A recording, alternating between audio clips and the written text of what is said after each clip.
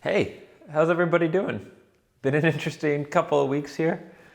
I gotta say, I have got all the bitterness out of my system. If you follow me on Instagram, you may have seen a series of stories which I really did enjoy making, complaining about certain things, mocking maybe certain government decisions around the world, possibly where I'm living here in Spain. And weirdly enough, I got the most messages from old friends and things saying it was like my best content ever. So after years of making videos for YouTube and trying to be a source of inspiration, it was being sarcastic and mocking government that apparently is my real superpower. But that's out of my system now, and I think we're all going to need a chance to just yell and scream or mock or complain. At some point, we'll all hit that stage in the grief cycle at a different time and say, what the hell? Like, I had so many plans for this year, or I wanted this so much, or I am locked in a closet for the next 9 years.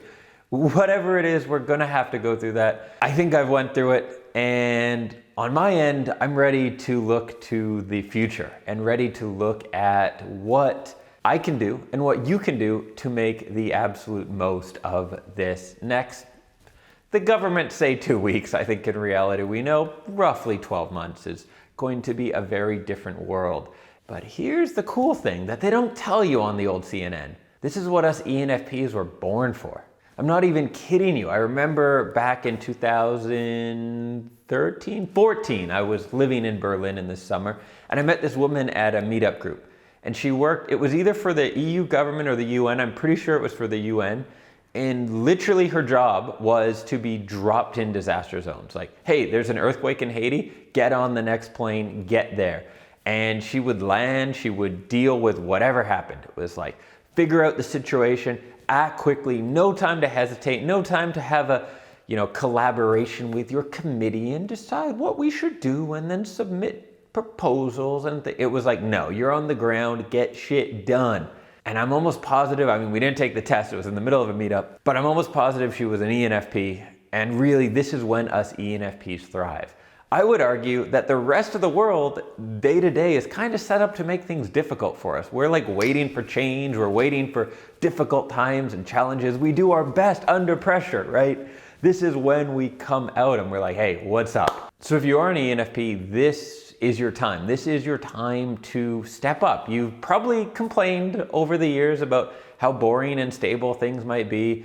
You might have complained about how everything is the same every day, or how you do best when you have a challenge, how you thrive under pressure, and it's just not, the same without that. You just can't really get much done. Well, time to step up. Time to prove that to yourself and to the people around you. This is your time to shine, and it's an important time to shine because people who can be a source of inspiration, people who can hit the ground and see what's going on, figure out how to solve problems and how to be a really proactive change maker.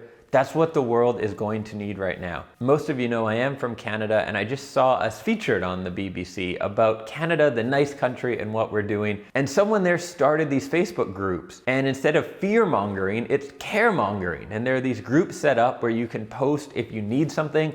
Maybe you have an immune disorder, so you really shouldn't go out right now in case you get the virus, or you're just stuck at home, you might have mobility issues, or whatever it is.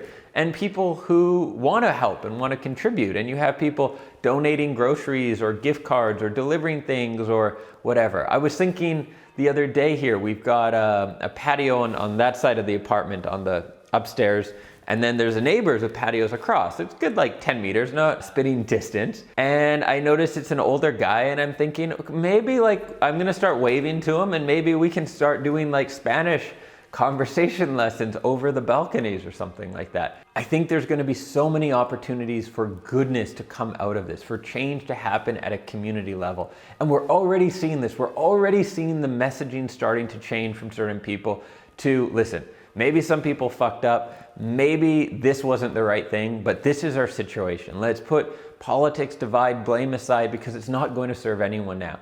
And let's focus on what we can do moving forward. And as an ENFP, and if you're not an ENFP, you can do all this stuff as well, okay? But this is kind of a heart-to-heart between me and the ENFP folks, because we need something to grasp onto now. Like, All you INFPs and INFJs, you're like, oh no, I'm locked in the house. I can't go to the big party on Friday. Whoop-de-doo, where we're like, oh my God, we're locked in the house. We're gonna go crazy. So we need something to hold on to. So that's why I'm making this video. It's our time to really shine and to look for things you can do. And not just for the people around you, not just for your community and your society, but for you as well. Because if you're stuck at home, if you're feeling like you don't have a mission or purpose, that's not good for any of us either. So if you're a little early in the grieving process, take some time today to just scream into a wall. Put on some death metal, yell and scream and hit the wall, and not like, don't hurt your hand though, because hospitals are not a place you want to go right now. But yell and scream and get it out of your system. It's pretty well known that in most cases, tough times and trying circumstances make us better as people. There's even a term for it called post-traumatic growth. So keep your eye on the future and do what you can during this time so that you can look back at the end of it and be proud of how you acted and the contributions you made during this time. Thank you for watching, and catch you in the next video soon, which will be a lot sooner than normal because I'm locked in this house and I have a camera and the internet. So by the time I'm done, you're gonna wish you'd never met me. You're gonna say, that Dan guy is all over my freaking YouTube feed. Get out of here, Dan. No, I'm not going away. I'm here, and I'm here to stay. See you guys.